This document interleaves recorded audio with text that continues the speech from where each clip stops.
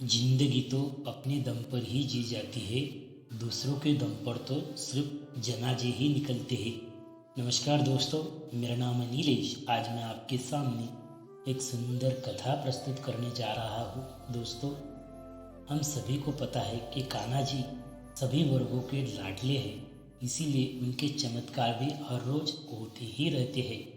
आज इनके एक ऐसे ही मंदिर, चमत्कारी मंदिर के बारे में हम आपको बताने जा रहे हैं। दोस्तों, वृंदावन धाम में बांके बिहारी जी के नाम का एक बहुत ही प्रसिद्ध मंदिर है और वहाँ के पुजारी उनको बड़े ही भाव से सेवा अर्चना करते हैं और रोज बांके बिहारी जी की आरती करते, भोग लगाते और उन्हें चयन कराते और रोज कुछ न कुछ मिष्टान्न भगवान के बिस्तर के पास रख देते थे। उनका यह भाव था कि बांके बिहारी को यदि रात में अगर भूख लगी तो वह उठकर खा लेंगे और सुबह जब वे मंदिर खोलते तो भगवान के बिस्तर पर इधर उधर प्रसाद बिखरा मिलता था और इसी भाव से वे रोज ही ऐसा करने लगे। एक दिन बिहारी जी को शयन कराने के बाद वे कुछ मिष्टान्न रखना भूल गए। उन्होंने वैसे ही पट बंद किए और चले गए। रात में करीबन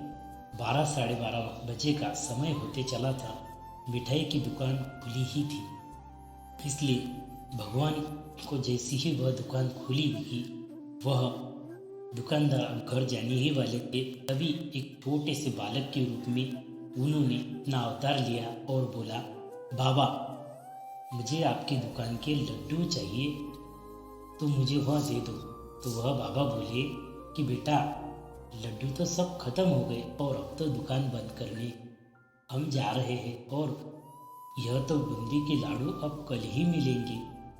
तो वह बालक बोला, नहीं नहीं काका, आप अंदर झाँक कर देखिए, शायद आपके पास कुछ बूंदी के लाडू अभी भी बचे हैं।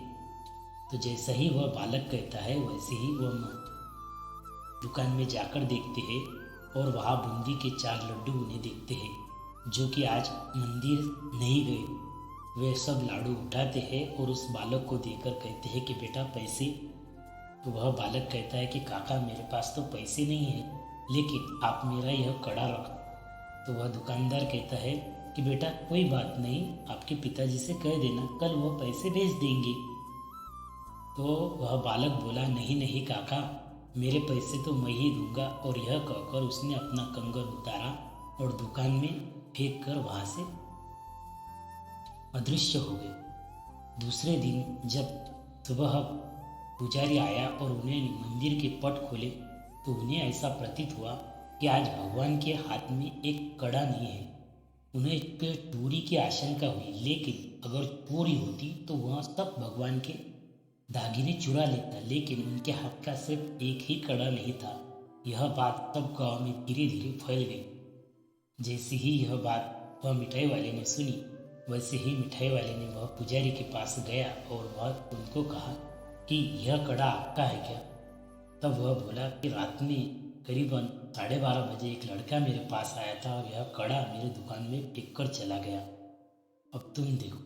तो जैसे ही वह कड़ा भगवान कृष्ण को पहनाए, वह उनके कड़े जैसा ही था, वह उनके हाथ में पूरी तरह से आ गया।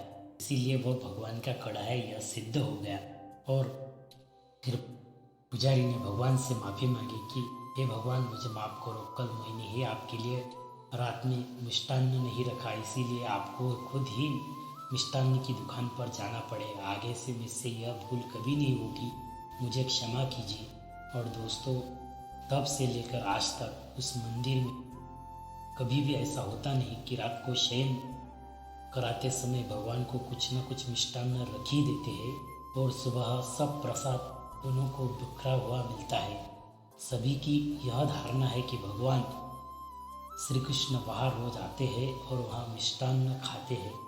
दोस्तों, इस कहानी से हमें पता चलता है कि आज भी भगवान है, हमारी आस्था सिर्फ जरूरी है। Thank you.